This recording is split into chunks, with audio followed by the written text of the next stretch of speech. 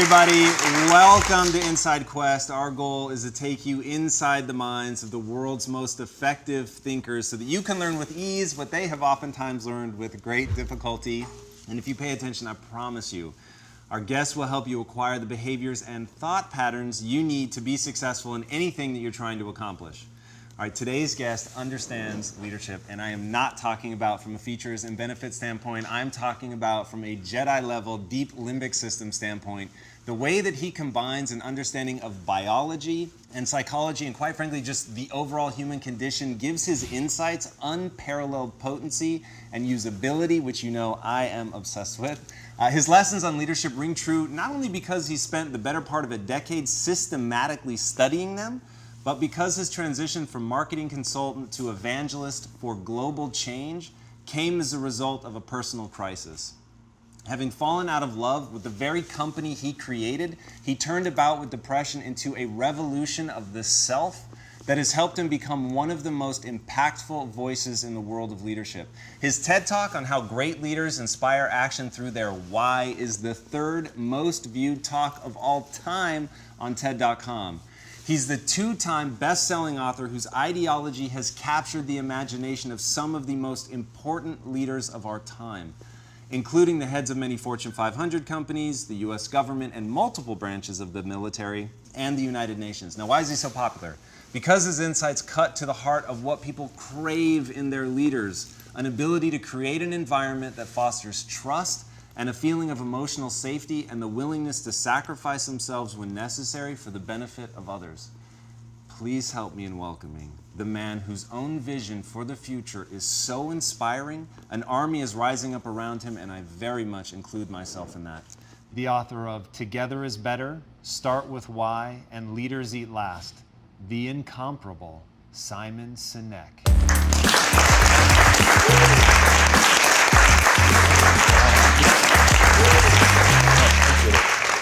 What a pleasure it is to have you on the show today. Thanks for having me. Truly our pleasure, by the way. You've been a part of the lexicon of this company since we started, when we were a very small handful of people in a very lonely office in Compton. Our chief marketing officer, Nick Robinson, said, "Dude, this guy's written like exactly what we talk about here. You've got to see it. It codifies everything that we've sort of been bumbling around with." And first he made us watch your talk, the TEDx talk, which was amazing. And then he had us all read the book. And it really did formalize sort of those vague notions of what this needed to become for us. And so that became our mantra, like, we need to understand our why, which forced us to really put language behind it, which has been just incredibly, incredibly instructive.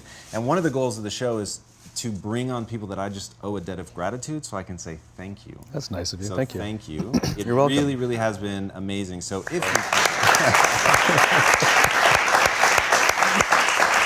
You're welcome. It's amazing. Thank now, you. I haunted your Twitter feed. Okay. It's amazing. Thank you. And I wanted to start with something that you put on there, and you said, "We can learn about our future from our past because regardless of technology or the speed of innovation, people are still people." True. The thing that I really found interesting is you seem to understand people. What are some key traits about just humans that every leader should know? Well, I think one of the things that we forget is that we are a legacy machine working in a very different environment than we were designed for, you know? Our species sort of started showing up about 50,000 years ago. There were other hominid species that existed at the time. They died off, we survived. And it was those evolutionary traits that gave us the opportunity to outlive our competition, but also survive and thrive, even as the environment around us changed.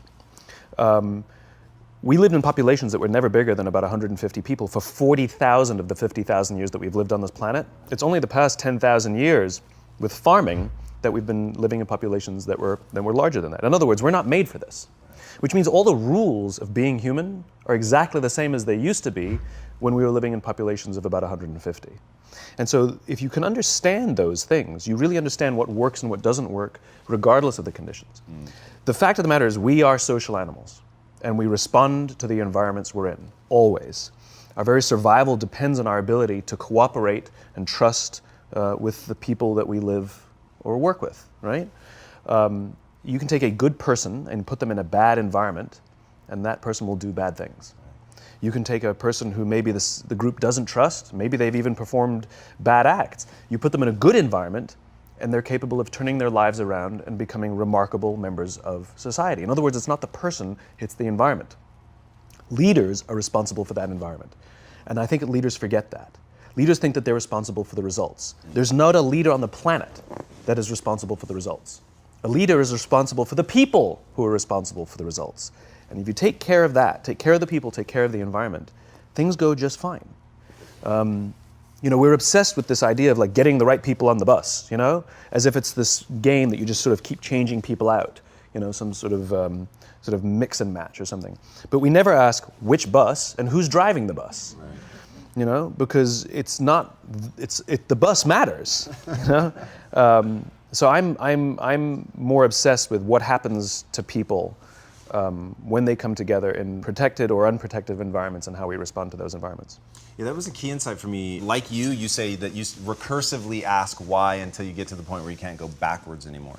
And that to me is one of those moments. Like when you understand that humans just by their nature, they react to their environment, all of a sudden it becomes pretty critical to think about the bus, right? Not only who's on the bus, but what is the bus, what's that environment? So I get it from a leadership perspective when you have rank, which you do a very good job of delineating between a leader and rank.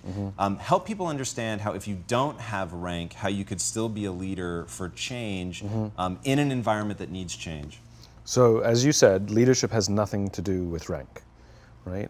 Leadership is a responsibility. As you gain rank, you may have more responsibility over the lives of more people, but it doesn't change the nature of leadership. I know many, many people who sit at the highest levels of organizations who are not leaders. They have authority, and we do as they tell us because they have authority over us, but we wouldn't follow them. And yet I know many people who've made a choice, who have no rank, but they've made a choice to look after the person to the left of them and look after the person to the right of them. And we would follow them anywhere. And that's what leadership is. It's the responsibility to take care of the people around us, the people with whom we work. And leadership is a practice like any other. It is a skill that can be learned. And that means it requires practice. You don't just suddenly get a promotion, you're now in a management position and you're a leader, right? That's not how it works. If only, right? If only, I know. The reality is we have to learn it and we have to practice it and we have to get good at it, which is what the junior ranks are for. So even if you don't have the ability to make decisions that will impact the entire organization, you do have the ability to make decisions that will impact the life of another human being, how they feel about their own jobs, how well their responsibility goes, how easily they can get work done, how supported they feel if they make a mistake. Do they feel that they can turn to you and ask you for help? That's all within your control. It's the same thing as being in a relationship or being a friend. Being a good friend, means that our friends can rely on us, they can trust us, they can turn to us. There's no difference. It's human beings, it's human relationships. At the end of the day, becoming a leader is about a transition. And everybody has to go through it if you want to become a leader. And as an aside, I will say, leadership is like parenting in the sense that everybody has the capacity to be a parent. Right. That doesn't mean everybody wants to be a parent, and that doesn't mean everybody should be a parent. Leadership is the same. Everyone has the capacity to be a leader. It doesn't mean everybody wants to be a leader, and it doesn't mean everybody should be a leader. Sure. And the reason is it comes with massive, massive responsibility. Sometimes people just don't want it. It's a lifestyle they choose not to have, and that's fine. That's absolutely fine. But if someone chooses that is a lifestyle they would like to have, they would like to become a leader, then they have to acknowledge that they will or need to go through a transition. When we're very, very junior, the only thing we have to do is be good at our jobs. That's it, right? Some people go get advanced degrees in how to do their jobs, engineers or accountants. And if you're good at your job, they'll promote you. And eventually you'll get promoted to a position where you're now responsible for the people who do the job you used to do, but nobody teaches us how to do that. And we just expect them to be good at leadership, right? It's as if we put somebody in front of a machine and demanded results, but never showed them how to use the machine. And so the reason we get managers, the reason we get micromanagers, the reason we get bad leaders is because nobody showed them how to do the job of leadership, for one. And two, they can't help themselves. Of course they're going to tell you to do it their way because they actually do know how to do it better than you because that's what got them the promotion in the first place. Right. And the transition we have to make is that we are no longer responsible for the job. As I said before, we now become responsible for the people who are responsible for the job, right? There's not a manager around who's responsible for the results. We're responsible for the people who are responsible for the results. I love talking to CEOs, and I'm like, what's your priority? They say, my priority is my customer. I'm like, you haven't talked to a customer in 10 years. You know, you have no impact on a customer at all. Right. What you can do is screw with someone's life who will then impact your customer, or support someone who will then impact your customer. Yeah, that's such Right? powerful. Leaders are responsible for the people, who are responsible for the people, who are responsible for the people, who are responsible for the customer. Get that chain right. That is the chain of command. Get that chain right, and everything goes just fine. Get that chain wrong, and then the people who are touching the customer, inventing the product, selling the product, figuring out ways how to build the company, manage the numbers, manage the processes, manage the operations. In other words, all the heavy lifting. Right.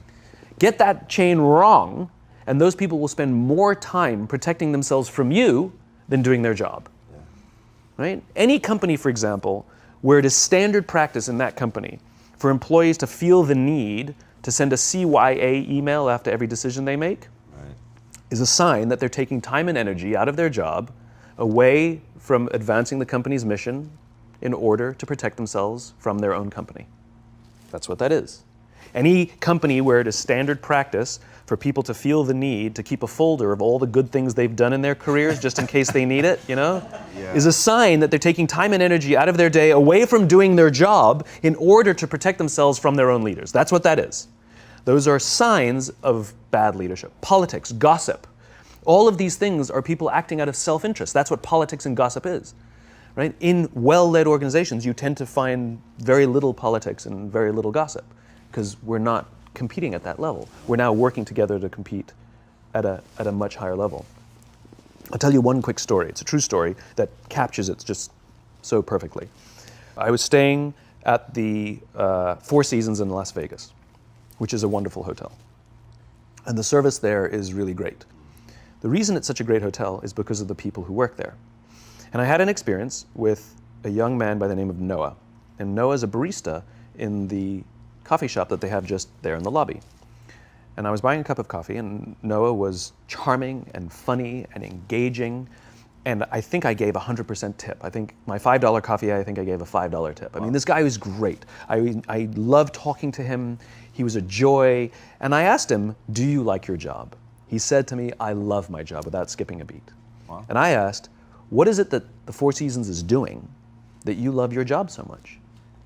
He says, without skipping a beat, he says, throughout the day, managers will walk past and ask how I'm doing and if there's anything that I need. He said, not just my manager, any manager. Wow. He says, I feel supported here. He says, quote, I can be myself, right? Then, it's magic. And then he says to me, I also work at Caesar's Palace. And there, the managers go around to make sure that we're doing everything right and catch us if we do something wrong. He says, when I go to work at Caesar's Palace, I keep my head just under the radar because I don't want to get in trouble. He says, I just want to get through the day and make a paycheck, right? Wow. Same person. Right. The experience that I have at the Four Seasons will be diametrically opposite to the experience that I have at Caesar's Palace, not because of Noah, but because of Noah's leadership. Right. And the joke is, if I were to go talk to the managers over at Caesar's Palace and say, you know it's you, they'll say, but you don't understand, we cannot get good work out of our people. Look, no matter how hard we try and how hard we push them, they just don't, so we either have to replace them or push them harder. No. We respond to the environments we're in. Get the environment right, you get the right behavior. Get the environment wrong, you get the wrong behavior. If that is what is happening, it is because of leadership, not because of the people. Yeah, there was a really famous cartoon back in the 80s, The Beatings Will Continue Until the Morale Improves. Yeah. Yeah, I always thought that was hilarious because it's so terrifyingly accurate. And astonishingly, look, I'm embarrassed that I have a career. You know, I talk about things like trust and cooperation. Why is there demand for my work, you know? But the fact that there is, I'll take it as an opportunity. Yeah. But what's really sort of abominable is that this is not a new idea. Like, there are books galore and speeches galore and articles galore about what leadership is. You know, and we all kind of say the same thing from a different angle, so you can pick your flavor, whichever message resonates most with you, and yet people don't do it. What's the hang up? And so I get this question a lot, which is, what are the most important characteristics about being a leader? Vision, charisma, I know some spectacular leaders who don't have big Steve Jobsian visions. They're just not visionary, And I know some spectacular leaders who really don't have a lot of charisma. They kind of just shuffle around, and you're like, that's the guy? That's the guy, right? And they're spectacular, and people will give blood, sweat, and tears for these people. The one thing I am comfortable saying that all effective leaders must have is courage, because it is hard. It is hard to stand up against outside pressure. It is hard to stand up to an external constituency who's pushing you to do something for their short-term gain, to do the right thing for your people. It is hard. It is thankless. It is lonely. Sometimes you get fired. Sometimes you get in trouble. Sometimes you'll lose your job, and the next guy will get all the credit. It's all true.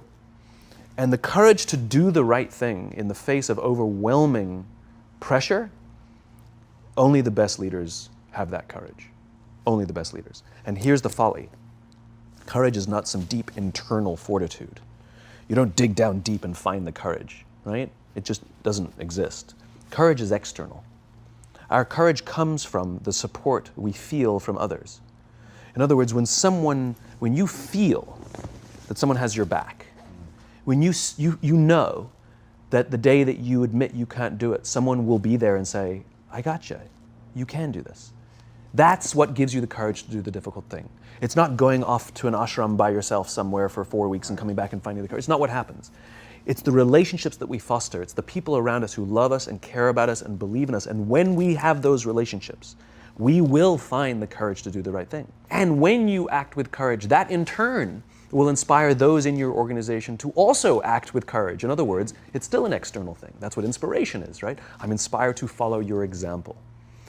But those relationships that we foster over the course of a lifetime will not only make us into the leaders we need to be and hope we can be, but they'll often save your life. They'll save you from depression, they'll save you from giving up, they'll save you from any matter of negative feelings about your own capabilities, your own future. When someone just says, I love you, and I will follow you no matter what. I want to talk about that for a second. Why do you think that something so innate, so deeply ingrained in us as love is so, just yesterday, I can't believe this is true, this is actually true, I'm not making this up.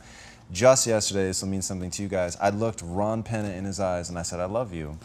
And I said it 100%, is my business partner, I said it 100% sincerely. It was just one of those moments where you want to connect and remember. But that's so weird. I don't do that often. And it's so interesting that it becomes out of context, Sure. maybe is the best way to say it. Because at home with my wife, it's so easy and I love to embody it and I love to feel it and it makes me feel awesome. But then I come into the office and there's something about the context that makes it weird. Yes, two perspectives. One is, this is what vulnerability is, right? Being vulnerable doesn't mean crying. Being vulnerable means willing to admit you made a mistake. Being vulnerable is the willingness to say, I need help. Being vulnerable is the willingness to express the feelings you have towards someone without fear of what other people may think of you by making that expression. And most people, especially if they don't have a trusting environment or a strong corporate culture, most people don't want to feel vulnerable. It's dangerous to feel vulnerable. If you admit you made a mistake or you don't know what you're doing, you've been promoted into a job that you have no clue or no business being in that job, lying, hiding, and faking is a much better option, right? But for the fact that it's more stressful and ultimately the results will falter, right? It's counterintuitive. But that's what a strong environment means. It means I can be vulnerable. So the fact that you can say that out loud means that there's a loving, trusting culture here that is okay with you being vulnerable. Nobody's thinking, oh my God, this company's going downhill, this guy's nuts. He's blubbering all over the place, That's not what people are thinking. I mean, some people are probably thinking it.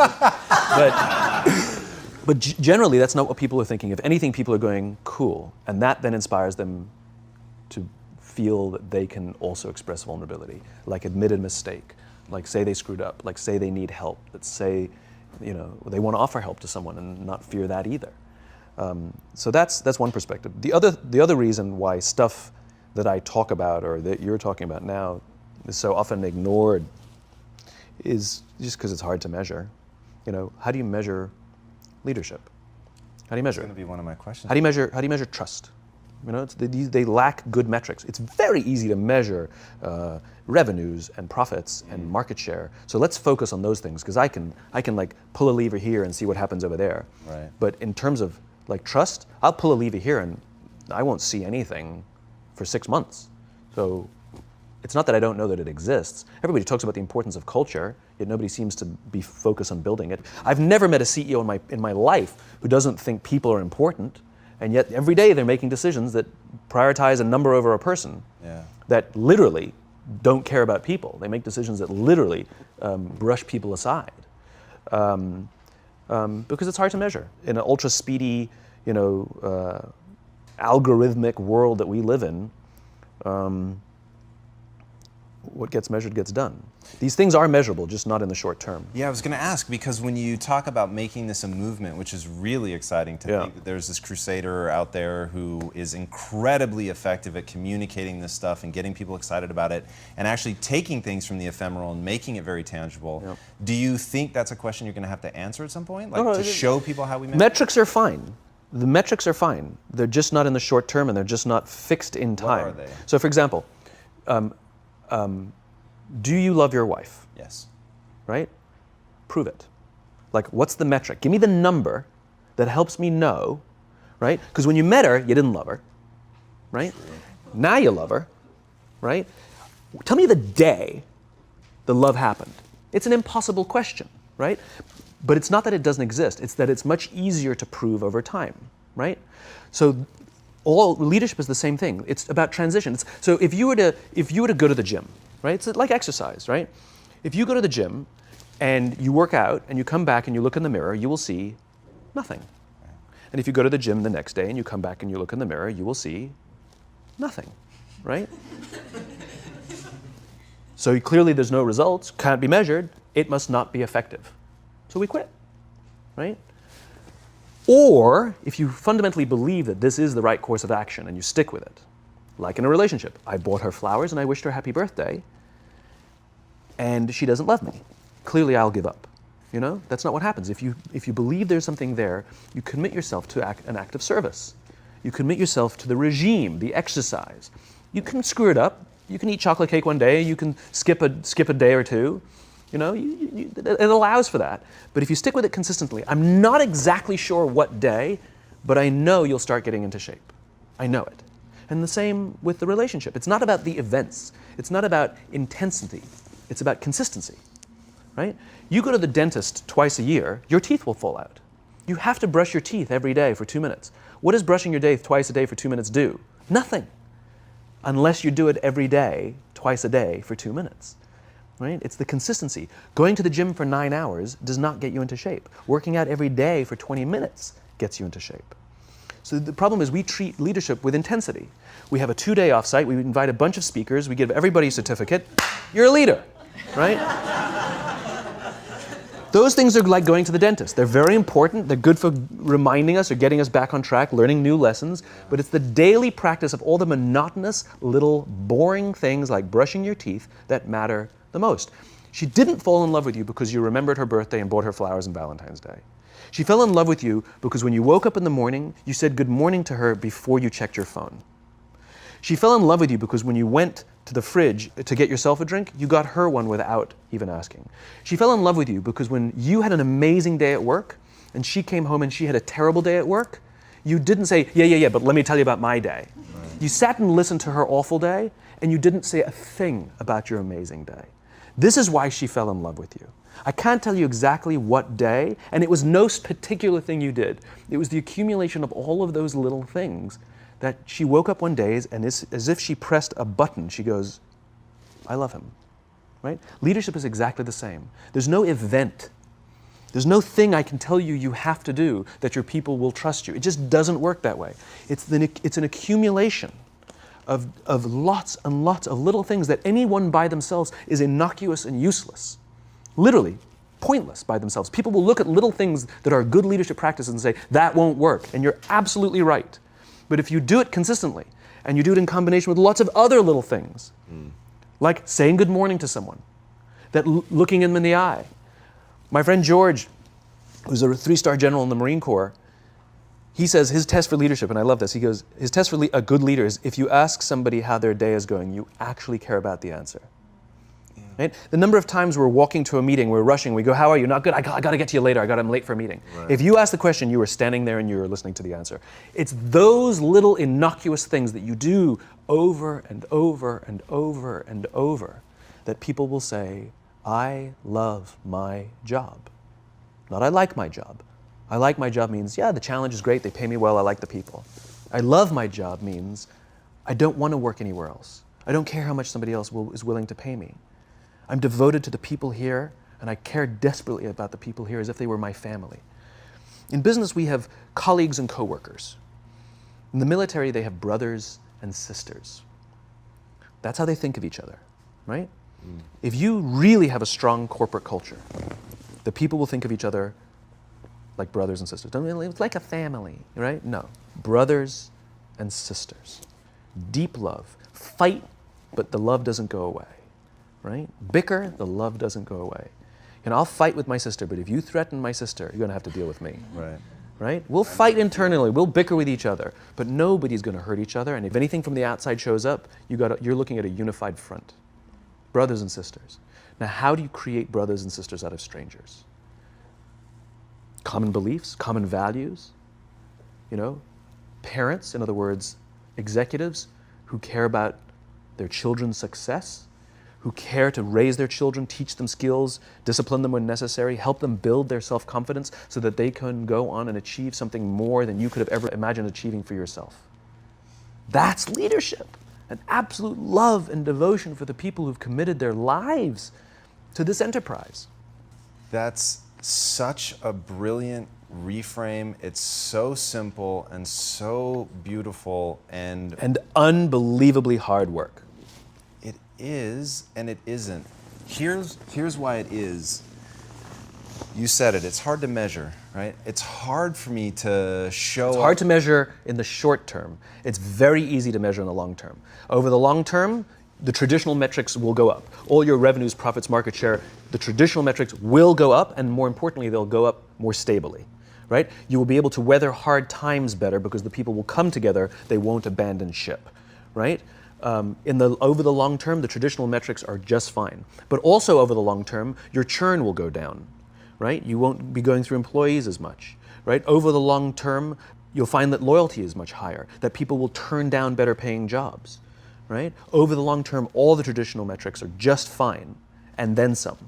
It's only the short term that it's hard to measure. Yeah, I'm going to say, though, there's something in between those two, in the middle, to know, because with working out, so to use your analogy, if you had to go to the gym for 6 months before you saw any sign of change, no one would do it, right?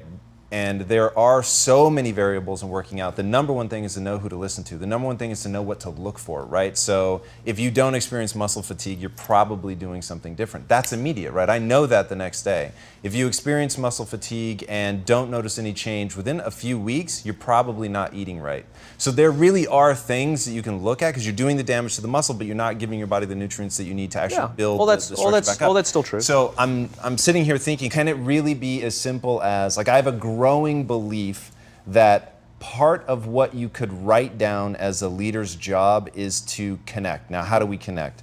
You've given some very simple examples, and they're all incredibly real. Asking somebody how their day is and actually waiting to hear the answer and caring about what the answer is. Time spent together, right? I couldn't have a very effective relationship with my wife if there actually isn't time together. And one of the things that I have personally struggled with is, as the organization has grown, just time with any individual becomes more and more difficult. And so then you start focusing on, okay, wait, it's just about creating the environment. But as you lose touch with the real sense of, like, I know this person and I can see when they're having a bad day, and really leveraging, like, what we have as humans, and this is why your teachings are so powerful, is you wrap it in the truth of the human experience. You wrap it in how humans really connect. Like, looking at each other, sensing that, like, hey, this is either hitting or it's not, like, all of that stuff is super, super real. And as an organization, to be able to find ways in that middle ground where it's like, I'm pretty sure this is working, and I really believe in it at a macro level. But I just want to know, because there's so many paths, right? And you could nudge sort of one way or the other to create something that, and maybe it's as simple as, here's what I am using this right now. The amount of laughter I hear in the office. Maybe that's dumb, I don't know.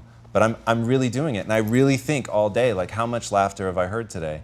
And I feel like when everyone is making really taking an effort to connect with each other, to provide empathy and all that, there's a lowering of people's defenses, and just a sort of natural outpouring of that is joking around. And so you hear this laughter bubble, and when things get really tense and stressful, I literally feel like you could have a decibel meter and just feel it coming down. Yeah, I mean, look, it's a human thing. So just as you know how your body feels after a good workout, and you know how your body feels after a big greasy meal, you know that one is good for you and one is not, despite what it may taste like.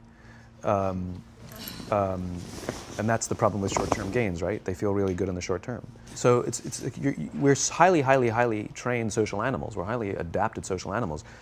We can feel social awkwardness, and we can feel when things are going well. You can sense it. You say you have this sense of laughter, around the office. Like we don't walk around with blinders. We're like I said, we're made to do this. That's why we can assess if somebody's trustworthy or not.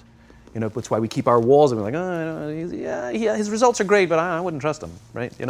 As opposed to letting down your like, I trust her for anything. I trust her with my kids, my money, anything, So we're highly attuned animals, and so we're good at sensing it. But I will say there is a caveat to your metric of laughter, which is a decent one, is that scale breaks things.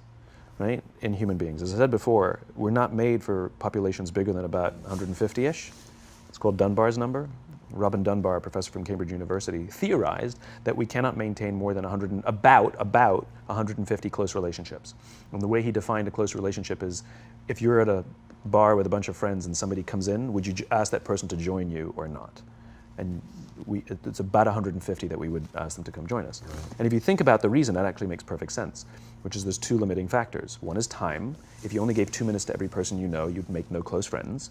And the other one is memory. You just can't remember everybody. And so this is where leadership becomes very, very interesting, because if you have a company that has a lot of people, 5, 6, 7, 800 people, 1,000, 2,000, 5,000 people, clearly you can't know everyone. And clearly as a CEO, like, I care about every single one of my people. You don't even know. Some of the people you work for who work for you are bastards. You don't care about them, right? So it's a nonsense statement, right? But what you can say is, I desperately care about the people whose names I know and whose faces I recognize.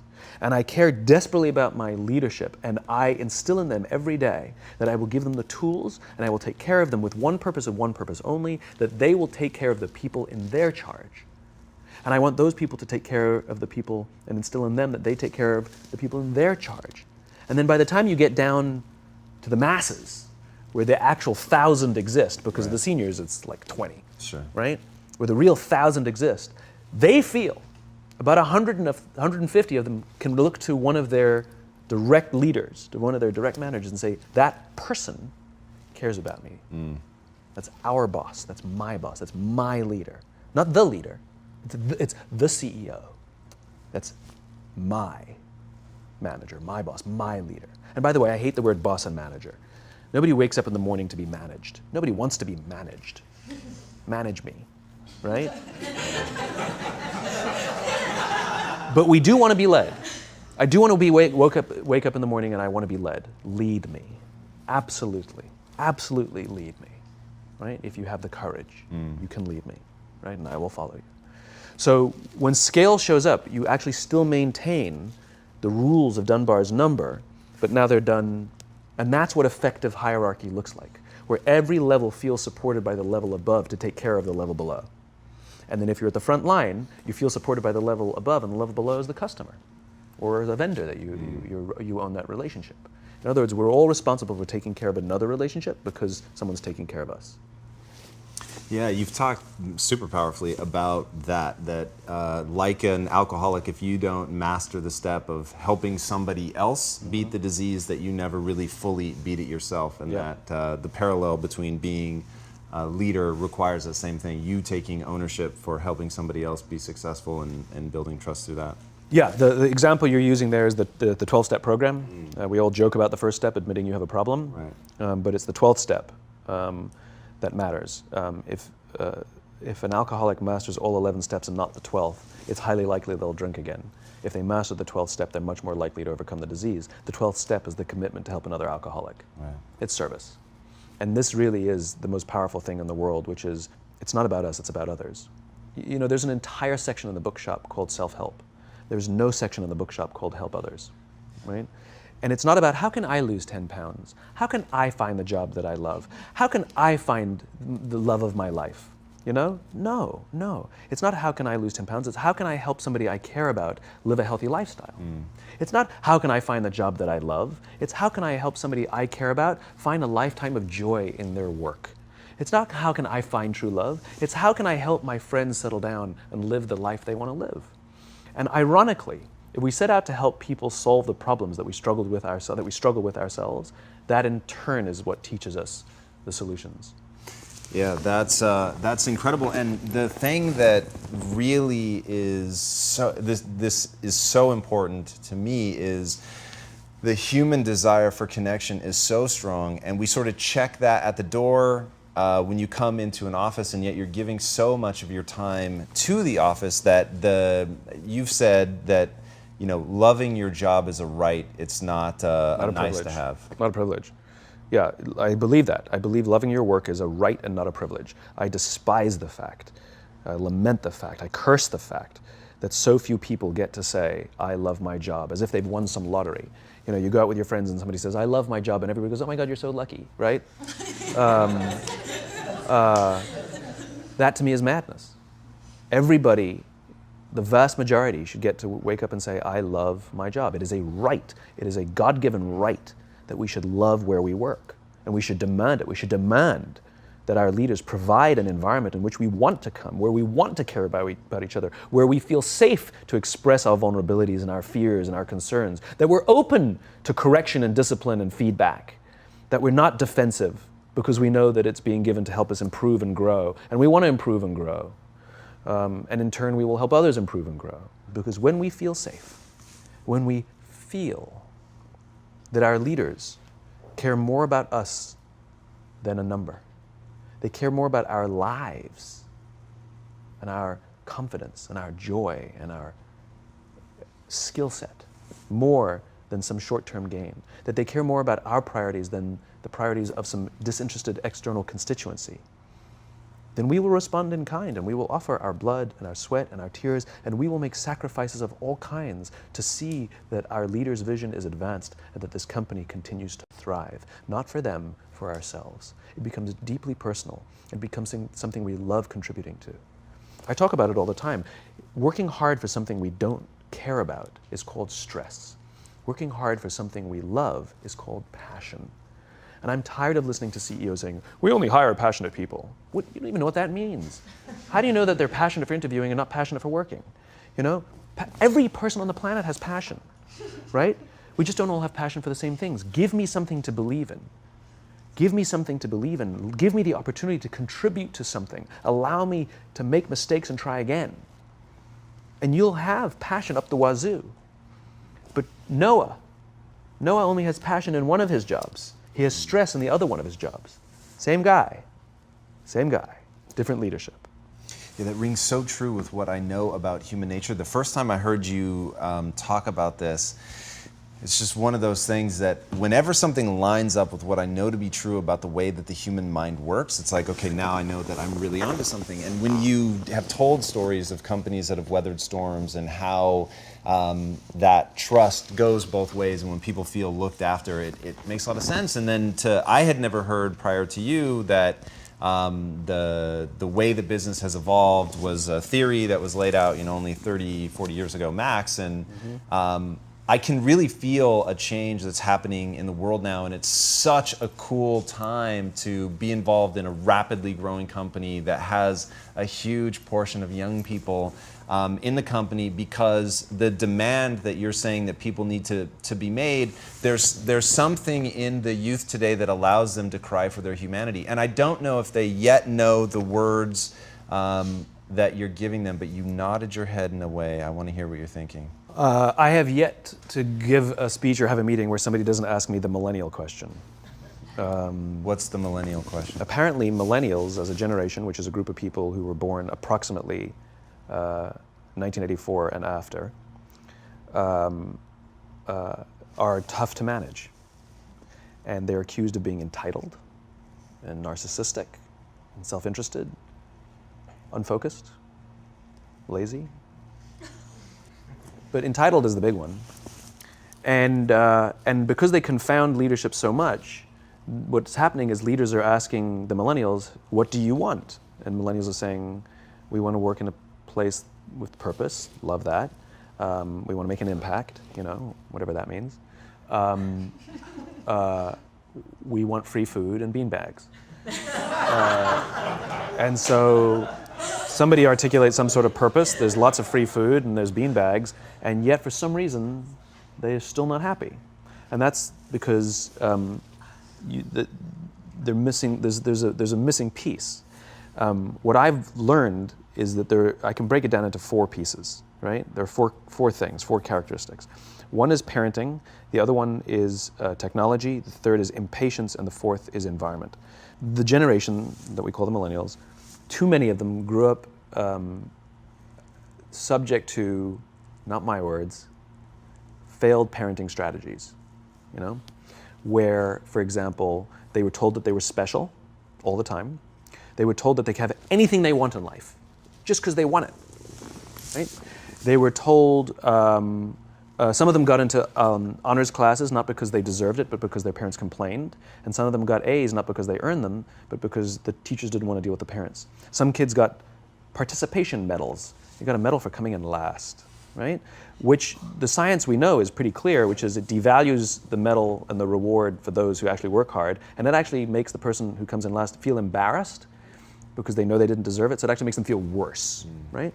So you take this group of people and they graduate school and they get a job, and they're thrust into the real world, and in an instant, they find out they're not special, their moms can't get them a promotion, that you get nothing for coming in last, and by the way, you can't just have it because you want it, right? And in an instant, their entire self-image is shattered.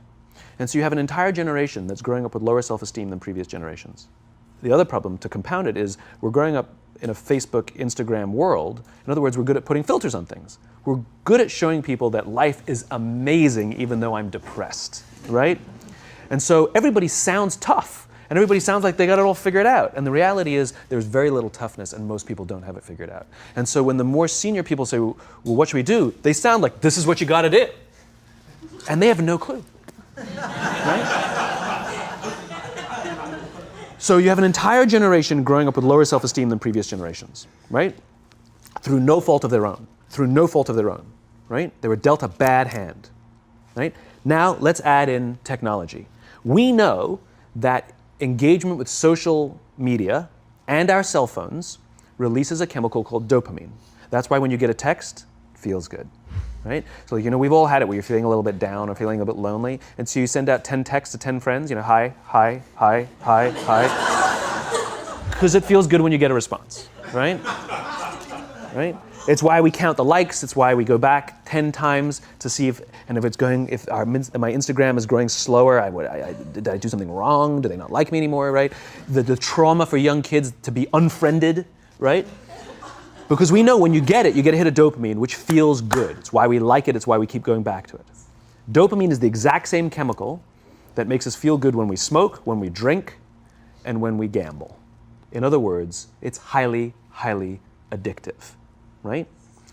We have age restrictions on smoking, gambling, and alcohol, and we have no age restrictions on social media and cell phones, which is the equivalent of opening up the liquor cabinet and saying to our teenagers, hey, by the way, this adolescence thing, if it gets you down, But that's basically what's happening. That's basically what's happening, right? That's basically what happened. You have an entire generation that has access to an addictive, numbing chemical called dopamine through social media and cell phones as they're going through the high stress of adolescence. Why is this important? Almost every alcoholic discovered alcohol when they were teenagers. When we're very, very young, the only approval we need is the approval of our parents. And as we go through adolescence, we make this transition where we now need the approval of our peers. Very frustrating for our parents, very important for us. It allows us to acculturate outside of our immediate families into the broader tribe, right? It's a highly, highly stressful and anxious period of our lives, and we're supposed to learn to rely on our friends. Some people, quite by accident, discover alcohol and numbing effects of dopamine to help them cope with the stresses and anxieties of adolescence. Unfortunately, that becomes hardwired in their brains, and for the rest of their lives, when they suffer significant stress, they will not turn to a person, they will turn to the bottle. Social stress, financial stress, career stress, that's pretty much the primary reasons why an alcoholic drinks, right? What's happening is because we're allowing unfettered access to these dopamine-producing devices and media, basically it's becoming hardwired, and what we're seeing is as they grow older, too many kids don't know how to form deep, meaningful relationships. Their words, not mine. They will admit that many of their friendships are superficial. They will admit that their friends, that they don't count on their friends, they don't rely on their friends, they have fun with their friends, but they also know that their friends will cancel on them as something better comes along. Deep, meaningful relationships are not there because they never practice the skill set, and worse, they don't have the coping mechanisms to deal with stress. So when significant stress starts to show up in their lives, they're not turning to a person, they're turning to a device, they're turning to social media, they're turning to these things which offer temporary relief. We know, the science is clear, we know that people who spend more time on Facebook suffer higher rates of depression than people who spend less time on Facebook, right? These things balanced. Alcohol is not bad, too much alcohol is bad. Gambling is fun, too much gambling is dangerous, right? There's nothing wrong with social media and cell phones. It's the imbalance, right? If you're sitting at dinner with your friends and you're texting somebody who's not there, that's a problem. That's an addiction. If you're sitting in a meeting with people you're supposed to be listening to and speaking, and you put your phone on the table, face up or face down, I don't care, that sends a subconscious message to the room that you're just not that important to me right now, right? That's what happens. And the fact that you cannot put it away is because you are addicted, right? If you wake up and you check your phone before you say good morning to your girlfriend, boyfriend, or spouse, you have an addiction. And like all addiction, in time, it'll destroy relationships, it'll cost time, and it'll cost money, and it'll make your life worse, right? So you have a generation growing up with lower self-esteem that doesn't have the coping mechanisms to deal with stress, right? Now you add in the sense of impatience, right? They've grown up in a world of instant gratification. You want to buy something, you go on Amazon, it arrives the next day. You want to watch a movie? Log on and watch a movie. You don't check movie times. You want to watch a TV show? Binge. You don't even have to wait week to week to week, right? I know people who skip seasons just so they can binge at the end of the season, right? Instant gratification. You want to go on a date? You don't even have to learn how to be like, hey. You don't even have to learn and practice that skill. You don't have to be the uncomfortable one who says yes when you mean no and says no when you mean no, but yes when you... You don't have to swipe right. Bang, I'm a stud. Right? You don't have to learn the social coping mechanisms, right? Everything you want, you can have instantaneously. Everything you want, instant gratification. Except job satisfaction and strength of relationships, there ain't no app for that. They are slow, meandering, uncomfortable, messy processes. And so I keep meeting these wonderful, fantastic, idealistic, hardworking, smart kids. They've just graduated school. They're in their entry-level job. I sit down with them and I go, how's it going? They go, I think I'm going to quit. I'm like, why? They're like, I'm not making an impact. I'm like, you've been here 8 months. You know? It's as if they're standing at the foot of a mountain and they have this abstract concept called impact that they want to have in the world, which is the summit. What they don't see is the mountain. I don't care if you go up the mountain quickly or slowly, but there's still a mountain. And so what this young generation needs to learn is patience. That some things that really, really matter, like love, or job fulfillment, joy, love of life, self-confidence, a skill set, any of these things, all of these things take time. Sometimes you can expedite pieces of it, but the overall journey is arduous and long and difficult. And if you don't ask for help and learn that skill set, you will fall off the mountain, or you will, the worst case scenario, and we're already seeing it, the worst case scenario is we're seeing an increase in suicide rates, we're seeing an increase in this generation, we're seeing an increase in accidental deaths due to drug overdoses, we're seeing more and more kids drop out of school or take leaves of absence due to depression, unheard of. These are all, this is really bad. The best case scenario, those are all bad cases, right? The best case scenario is you'll have an entire population growing up and going through life and just never really finding joy. They'll never really find deep fulfillment in work or in life. They'll just waft through life and it'll be just, it's fine. How's your job? It's fine. It's the same as yesterday. How's your relationship? It's fine. Like that's the best case scenario. Which leads me to the fourth point, which is environment, which is we're taking this amazing group of young, fantastic kids who were just dealt a bad hand. It's no fault of their own. And we put them in corporate environments that care more about the numbers than they do about the kids. They care more about the short-term gains than the long-term life of this young human being. We care more about the year than the lifetime, right? And so we are putting them in corporate environments that aren't helping them build their confidence, that aren't helping them learn the skills of cooperation, that aren't helping them overcome the challenges of a digital world and finding more balance, that isn't helping them overcome the need to have instant gratification and teach them the joys and impact and the fulfillment you get from working hard on something for a long time that cannot be done in a month or even in a year. And so we're thrusting to them in corporate environments, and the worst part about it is they think it's them. They blame themselves. They think it's them who can't deal. And so it makes it all worse. It's not. I'm here to tell them it's not them. It's the corporations, it's the corporate environments, it's the total lack of good leadership in our world today that is making them feel the way they do. They were dealt a bad hand, and I hate to say it, but it's the company's responsibility. Sucks to be you, like we have no choice, right? This is what we got, and I wish that society and their parents did a better job. They didn't. So we're getting them in our companies, and we now have to pick up the slack. We have to work extra hard to figure out the ways that we build their confidence. We have to work extra hard to find ways to teach them the social skills that they're missing out on. There should be no cell phones in conference rooms. None. Zero. And I don't mean the kind of like sitting outside waiting to text. I mean like when you're sitting and waiting for a meeting to start, this is what we all do. We all sit here and wait for the meeting to start. Meeting starting? Okay. And we start the meeting. No, that's not how relationships are formed. Remember we talked about it's the little things? Relationships are formed this way. We're waiting for a meeting to start and we go, how's your dad? I heard he was in the hospital. Oh, he's really good. Thanks for asking. He's actually at home now. Oh, I'm really glad. That was really amazing. I know, it was really scary for a while. That's how you form relationships.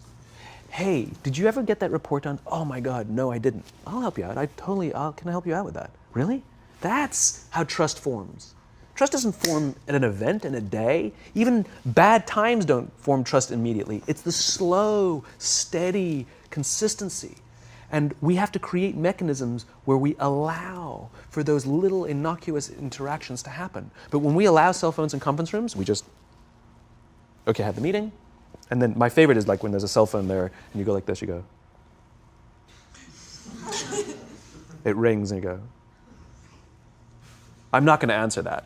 Like, Mr. Magnanimous, you know? When you're out for dinner with your friends, like I do this with my friends. When we're going out for dinner and we're leaving together, we'll leave our cell phones at home. Who are we calling? Maybe one of us will bring a phone in case we need to call an Uber or take a picture of our meal. That goes without saying, come on. I'm an idealist, but I'm not insane. You know? Not a heathen. I mean, it looked really good. We'll take one phone. And so it's like an alcoholic. The reason you take the alcohol out of the house is because we cannot trust our willpower. We're just not strong enough. But when you remove the temptation, it actually makes it a lot easier. And so when you just say, don't check your phone, people literally will go like this. And somebody will go to the bathroom, and what's the first thing we do? Grab the phone. Because I wouldn't want to look around the restaurant for a minute and a half, you know? But if you don't have the phone, you just kind of enjoy the world. And that's where ideas happen. The constant engagement is not where you have innovation and ideas. Ideas happen when our minds wander and we go, and you see something, I bet they could do that. That's called innovation, right? But we're taking away all those little moments, right? You should not, and none of us should charge our phones by our beds. We should be charging our phones in the living rooms, right? Remove the temptation. You wake up in the middle of the night because you can't sleep, you won't check your phone, which makes it worse. But if it's in the living room, it's relaxed, it's fine. But it's my alarm clock. Buy an alarm clock. They cost $8, right? I'll buy you an alarm, right? But the point is we now, in industry, whether we like it or not, we don't get a choice.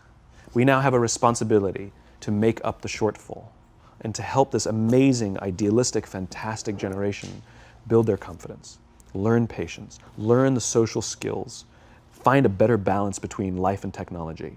Because, quite frankly, it's the right thing to do. Simon, thank you so much pleasure. for coming on. My pleasure. Thanks for having me. Thank you for coming. That was incredible. Absolutely amazing. Where can they find you? It's ironic, isn't it? Well, you can find me on social media. When you're not in a meeting. So yeah, I'm in all the usual places. But I will tell you one thing. So I have a new book coming out in September. It's a thinly veiled plug, but You've made them very happy. But what's special about it is I wanted to produce something that no digital format could reproduce. Interesting. And so it's an illustrated quote book. It's beautifully illustrated. I was very sort of pushy about this, that I didn't want the illustrations done on a computer. They were done by hand. There's a song, Aloe Black, the singer, the Grammy-nominated singer. The book is called Together is Better, and he gave me a song that goes with it. And the music is at the back of the book, and it's actually, the lyrics are in his handwriting. It's actually his handwriting. And here's the best part. The book is scented. We scented it with a custom scent made by this amazing company called 1229, and they designed for me the scent of optimism. All right. So you smell the pages, and they smell like optimism, right?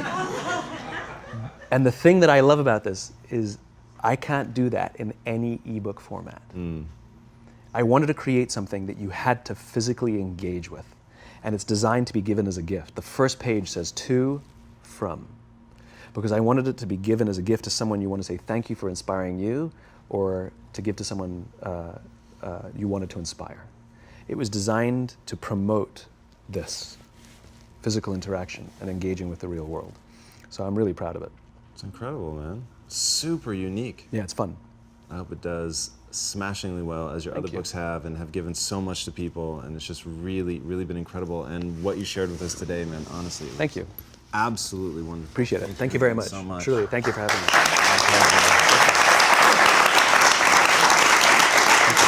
Guys, I should have done the entire interview at his feet, which is exactly how it felt.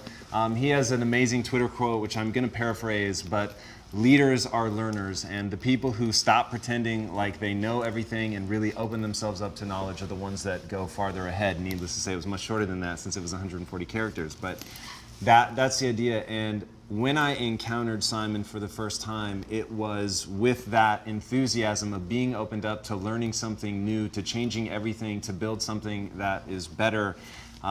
Knowing why you're doing what you're doing is so critical, and just the human way in which he approaches the world and the connection, and hearing that today in front of this audience and seeing everybody in rapt attention and talking about putting the cell phones aside and really remembering to connect. I think that is just incredibly, incredibly important. So, Simon, thank you again so much for sharing with us. My pleasure. Thank you very, very much. Really beautiful. Thank you. To the Inside Quest community, thank you guys for becoming so special that we're able to get guests like Simon. The first thing he said to me today was, hey, we finally made this happen, not for a want of trying. So in your name, we went after him for a very long time because what he gives is just absolutely incredible. Thank you guys so much for joining. This is weekly, so be sure to subscribe. And until next week, my friends, be legendary. Take care.